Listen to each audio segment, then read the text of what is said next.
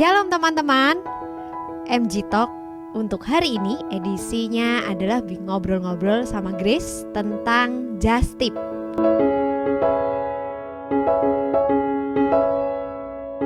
Nah, apa itu just tip? Mungkin bagi sebagian anak-anak milenial sekarang udah pada tahu ya just tip itu apa. Singkatannya dari, nah sudah bisa jawab, jasa titip, betul. Nah, apa itu jasa titip?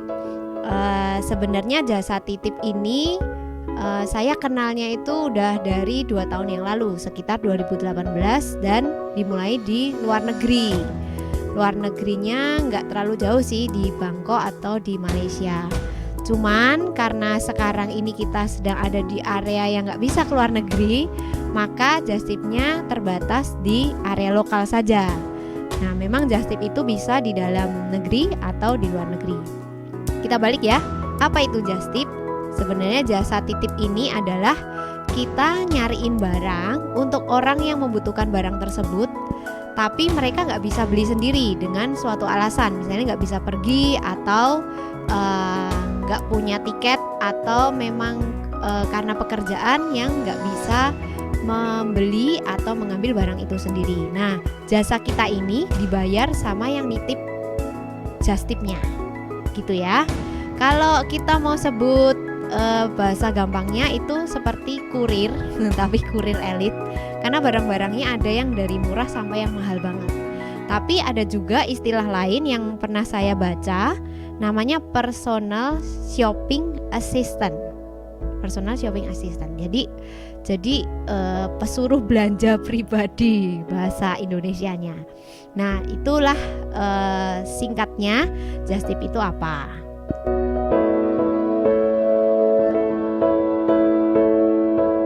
Dari riset yang tadi saya dapatkan, ada orang-orang yang memang fokus di dalam bisnis ini dan mereka punya omset itu dalam sebulan bisa puluhan juta. Wow, omset puluhan juta atau bahkan bisa ratusan juta tergantung harga barangnya ya. Tapi kalau labanya berapa itu bervariasi. Nah, bisa dibilang bahwa just tip ini sekarang makin menjanjikan untuk dikerjakan oleh siapapun. Misalnya dari mahasiswa untuk tambahan, kan sekarang baru nggak ada kuliah tuh. Atau untuk ibu-ibu rumah tangga yang akrab dengan handphone. Jadi modalnya sebenarnya handphone aja cukup. Kalau buat saya sendiri, saya pernah dan biasanya buka PO untuk yang just tip lokal itu omsetnya nggak terlalu banyak, 1-2 juta omset. Karena harga barangnya kita nggak ambil yang terlalu mahal, misalnya ke kota Semarang atau Jogja atau Bandung atau Jakarta seperti itu. Tapi kalau pas lagi rame bisa 2-3 juta, atau kadang-kadang kita bikin just tipnya ini barengan sama teman-teman.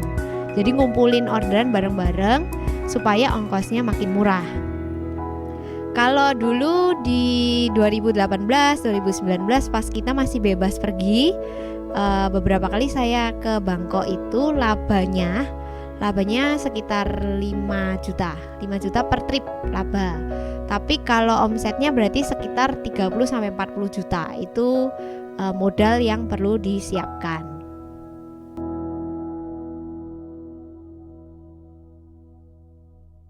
Nah, jawabannya anything except yang nggak bisa dibawa pakai koper atau nggak bisa dibawa pakai kargo, bagasi, dan mobil pribadi. Karena biasanya just tip ini kita pergi naik pesawat atau pakai mobil pribadi atau naik kereta atau naik bis. Tapi rata-rata sih teman-teman atau saya sendiri itu menggunakan transportasi pesawat atau mobil pribadi gitu ya. Jadi kalau misalnya pesawat berarti yang nggak bisa dibawa apa? Hewan, lalu tanaman.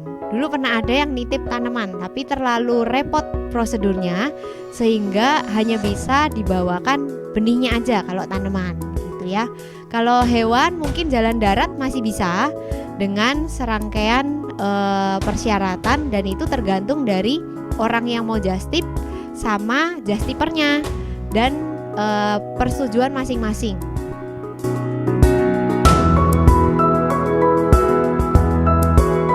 Nah, buat teman-teman semua yang masih bingung, kalau baru mau mulai just tipnya, Yang lokal itu kita bisa survei-survei di Instagram.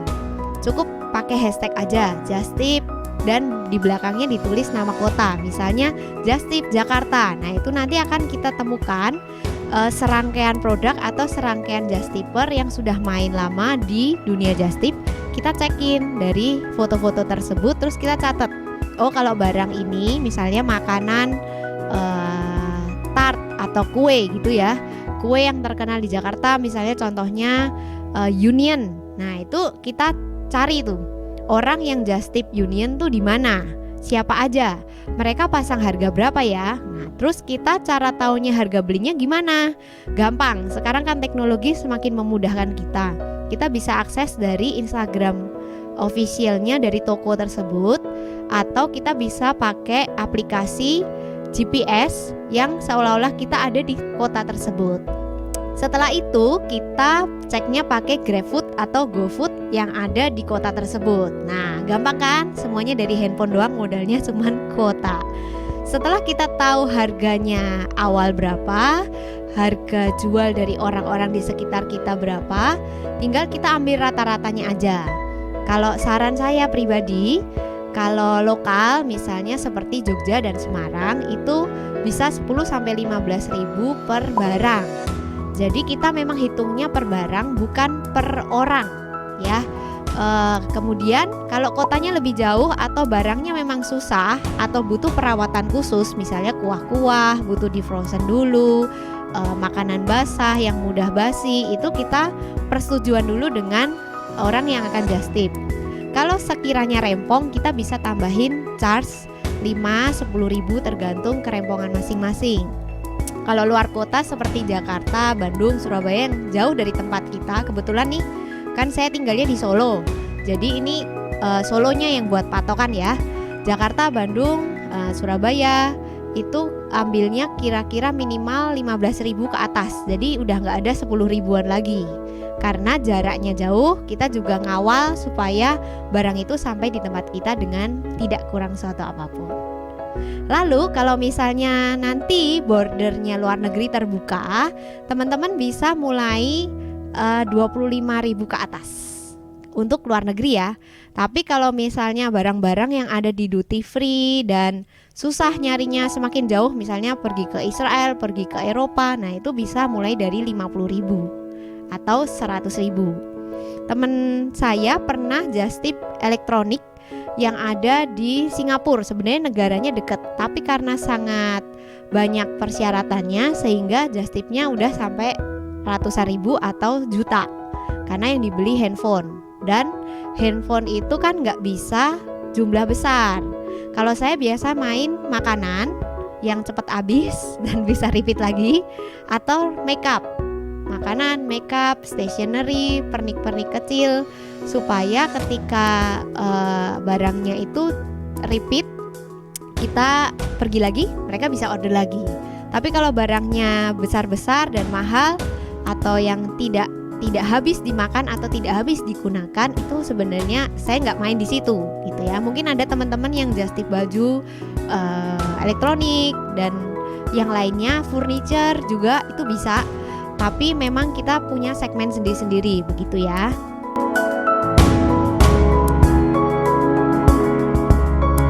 Gimana kalau sampai overload di bagasinya? Jadi kita harus bayar ekstra di bagasi. Pertanyaan bagus banget, terima kasih.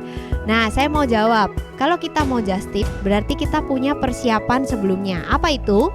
Setelah kita mapping, terus kita catat dong barang-barang yang mau kita tawarin apa aja. Setelah itu kita posting di sosmed kita sendiri.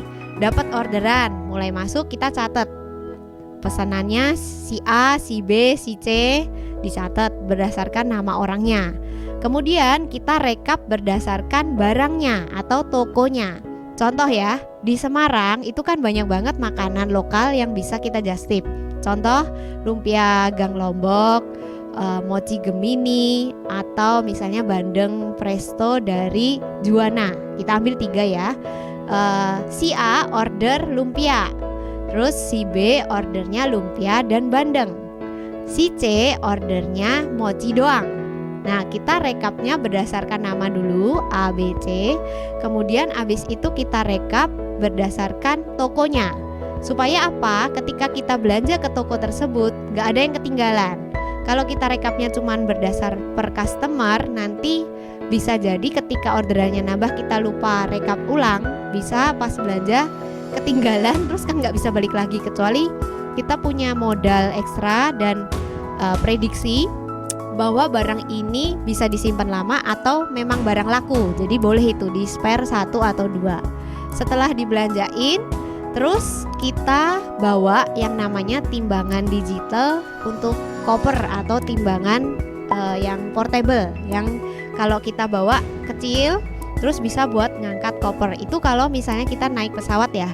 Tapi kalau kita bawa mobil sendiri ya tinggal dihitung kapasitas mobilnya seberapa. Jangan sampai barangnya Justip lebih banyak daripada kapasitas orangnya, ntar nggak bisa pulang. Kalau sampai terjadi overload seperti itu dengan catatan kotanya deket, kita masih bisa cari alternatif travel yang deket dari kota, dari posisi kita, dan kita bisa packing lalu dikirim lewat travel. Kan dalam hari yang sama itu bisa nyampe. Nah, itu pemecahannya. Tapi kalau untuk pesawat sebaiknya kita sudah hitung dulu. Misal kita punya bagasi, kalau AirAsia itu 40 kilo kita bisa beli ya. Pertama kita kan bagasinya 0, terus langsung kita harus pilih antara 10, 20, 25, 30, 40. Kalau yang ke Bangkok kemarin satu orang bisa 40 kilo. Kalau kita perginya barengan itu enak. Kalau teman kita belanjanya nggak terlalu banyak, kita bisa nih ngomong, kamu bagasinya kepake semua nggak? Kalau nggak kepake, boleh dong aku beli. Jadi nanti kita nitip barang sama teman kita yang bagasinya nggak full. Tapi sekali lagi kita harus namanya persiapan, karena Justip ini nggak bisa mendadak kan. Terus timbangan itu kita setiap hari kita cek. Kan kita kalau sebuah trip yang agak jauh nggak mungkin 1 hari, pasti 2 atau 3 hari. Nah, setelah barangnya kita belikan dan konfirmasi, ditandain juga, dicentang di catatan kita, langsung kita masukin ke koper dulu. Setelah kopernya penuh, langsung kita timbang. Jadi kita tahu perkembangannya dalam hari pertama itu timbangannya berapa, supaya tidak overload. Kalau sampai overload, berarti kita harus punya cadangan modal untuk membayar overload itu. Tapi harus dihitung dulu ya teman-teman, apakah overload bayaran bagasi ini bahasa Jawanya cucuk. Nah, bahasa Jawanya ini artinya apakah nanti masih bisa untung atau tidak. Kalau misalnya tidak untung, kita berani berkata tidak kepada teman kita yang order. Jadi gitu ya, kira-kira gimana kalau overload di bagasi.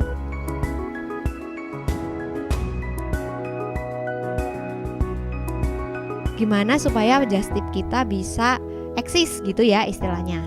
Oke, kalau pengalaman saya itu saya bikinnya kotanya bervariasi. Kalau misalnya sudah Semarang di minggu ini, kita nggak bikin lagi Semarang di minggu depan.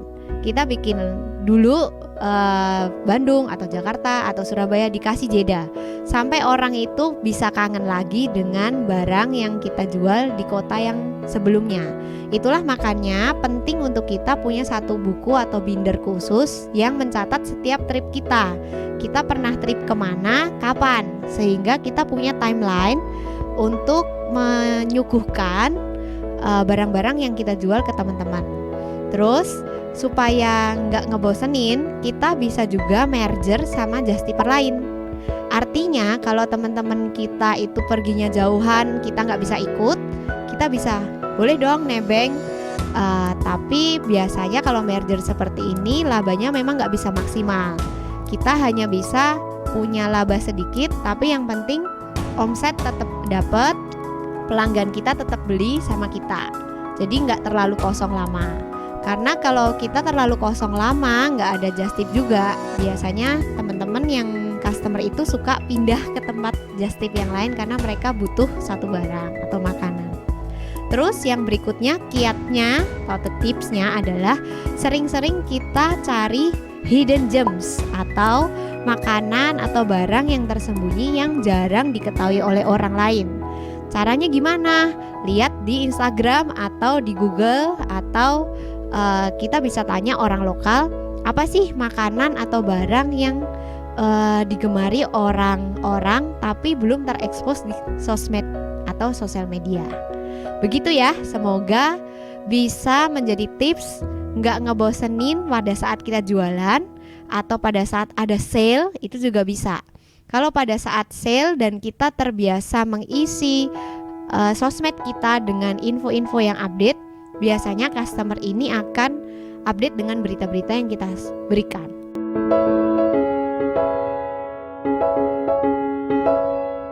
Gimana kalau ada customer yang udah pesan barang tapi nggak bayar terus hit and run?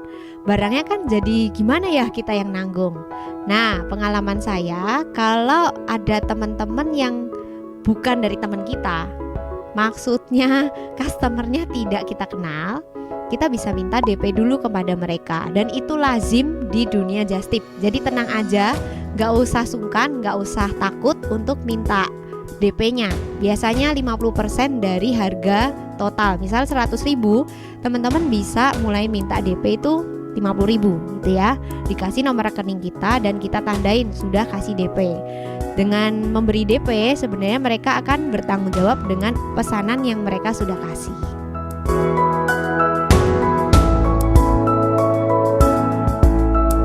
Nah, itu sama banget sama pengalamanku di 2018. Pada saat pertama kali diajak ngejust tip dan langsung ke Bangkok, itu keder banget. Aku nggak punya tabungan, ini modalnya dari mana?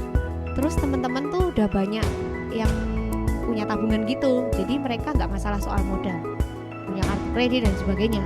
Pada saat itu aku nggak punya modal dan kartu kredit. Apa yang aku lakukan? Seperti umumnya baru pertama kali ngejust tip, jadi aku mintain DP. Teman-teman itu aku mintain DP, bahkan beberapa yang aku kenal bisa aku mintain bayar full dulu di depan. Bilangnya sih minta maaf ya, karena kalau di sana kita harus, karena jalan sendiri, maksudnya berangkat sendiri, kita harus bayar di depan, kita nggak bisa bayar setelah pulang. Jadi boleh nggak Ci, Tante, Kak, kalau misalnya bayar di depan, nanti kalau misalnya sampai barangnya nggak ada, pas di sana kita konfirmasi ulang, terus kita transfer balik gitu. Nah, biasanya untuk teman-teman yang sudah kita kenal, mereka itu paham dan mau, dengan catatan mereka juga punya duitnya. Nah, terus setelah mereka transfer ke kita kasih tanda juga di catatan kita, udah bayar lunas. Nah, ini kan berarti bisa kita buat modal. Nah, pengalaman saya kemarin pinjem dari orang tua untuk modal kerja. Setelah selesai pulang, hitungan semua rekap, baru dikembalikan modalnya. Tapi bisa juga teman-teman punya modal dari tabungan yang sekarang bisa dikumpulin sedikit-sedikit dari usaha atau dari gaji yang disisihkan. Itu bisa jadi modalnya. Juga kalau misalnya ada kartu kredit, itu bisa dipakai dengan nama kita sendiri. Tapi juga diperhatikan plafonnya serta kapan bayarnya. Dan pastikan barang-barang yang kita beli ini sudah ada pemiliknya semua ya. Jadi bukan stok barang, supaya pada saat kita bayar kartu kreditnya, kita sudah ada uang untuk disisihkan bayar, bukan malah jadi utang.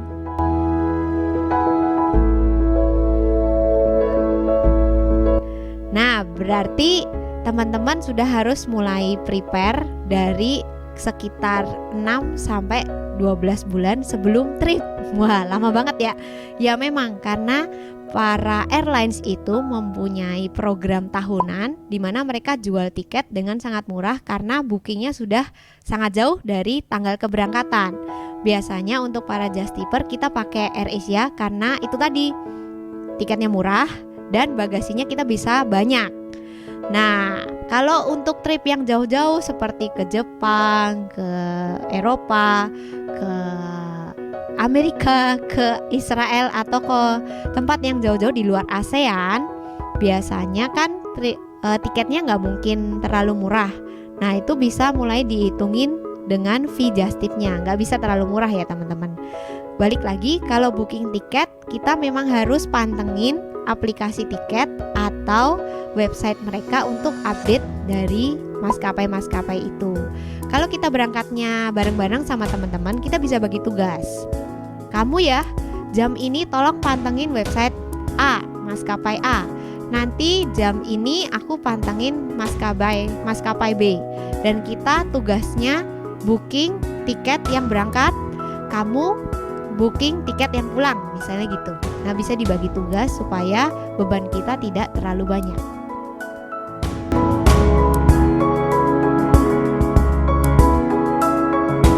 Apa saja biaya yang perlu kita tanggung pada saat kita just tip? Kalau just tip lokal dan kita bawa mobil sendiri, berarti bensin.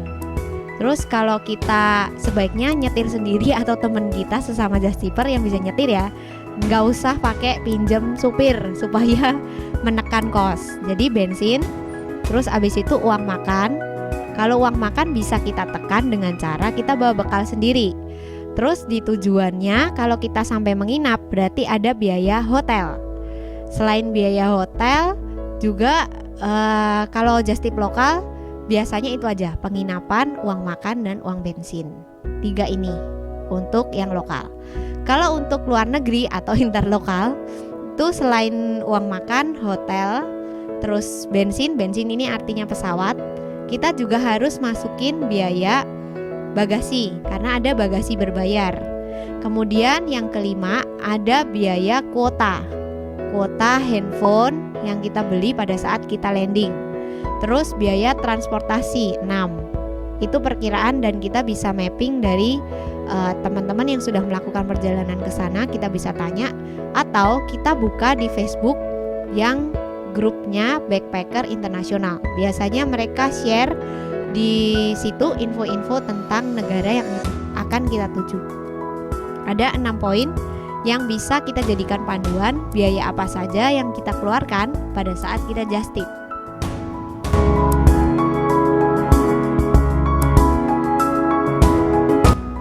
Nah, kalau kita punya handphone, kita sebenarnya sudah punya senjata.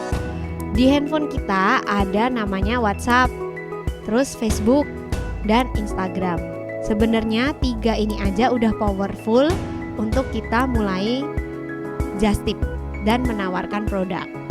Foto-foto yang sudah kita dapatkan dari just tipper lain itu atau yang kita foto sendiri bisa kita edit, diberi tulisan dan diberi harga serta tanggal datangnya kapan, juga tanggal close PO-nya kapan. Sehingga pada saat orang baca sudah ada info lengkapnya di situ semua. Mereka tinggal, "Kak, aku order ini 1. Kak, aku order ini 2. Itu menurut saya lebih praktis daripada orang harus bertanya kepada kita, "Kak, itu harganya berapa? Kak, itu datangnya kapan? Close PO-nya kapan?" Nah, menurut saya yang sudah dari pengalaman sebelumnya, kalau kita membuat iklan itu sebaiknya langsung semua data ada di picture-nya atau di videonya sehingga orang tinggal order lewat status WA, di WhatsApp, atau di status Facebook atau di timeline. Bisa juga di Instagram kita buatin akun khusus untuk just tip kita. Kalau misalnya akun just tip kita masih followernya sedikit, kita bisa minta bantuan dari akun pribadi kita dulu sebagai pancingan ke akun just tip yang baru. Nanti kalau followernya sudah banyak, kita akun just tip ini bisa berdiri sendiri. Gitu.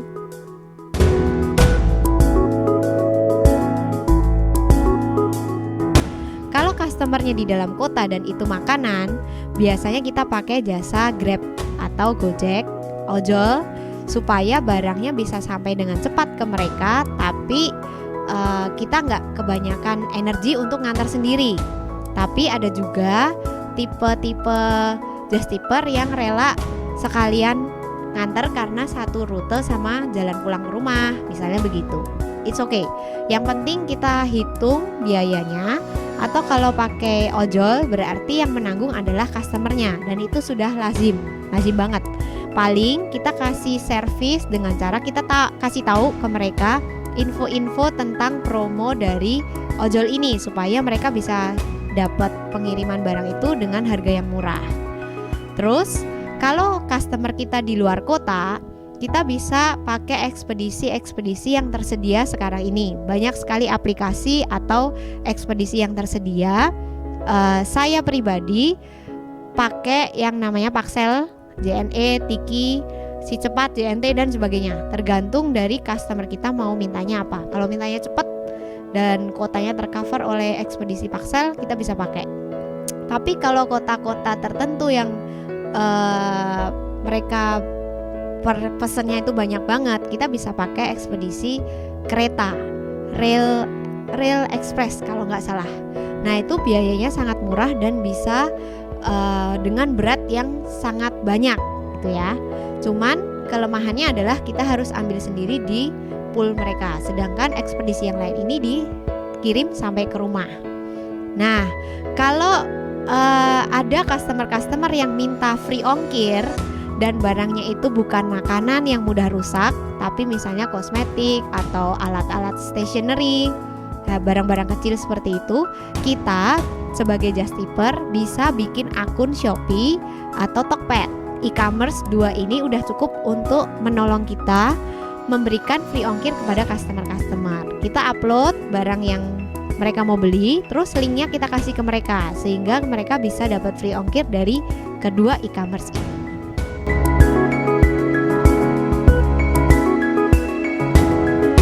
Ya, biasanya setelah kita melakukan pengiriman semua barang, aku dan teman-teman itu selalu membuat rekap apa yang kita belanjain di dalam trip ini.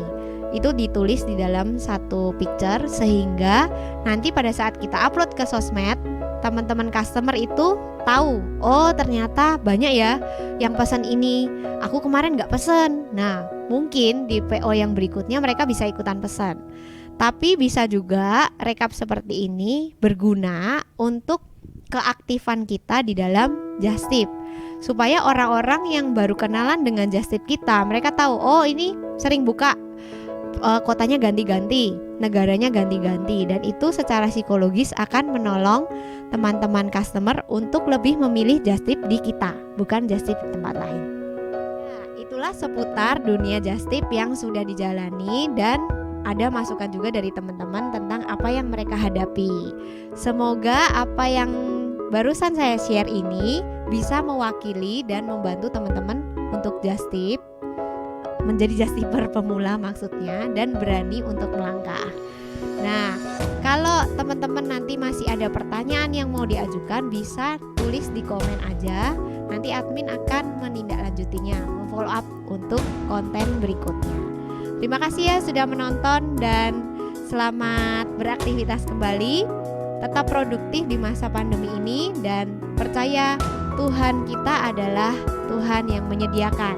God is my provider. God bless you. Bye-bye.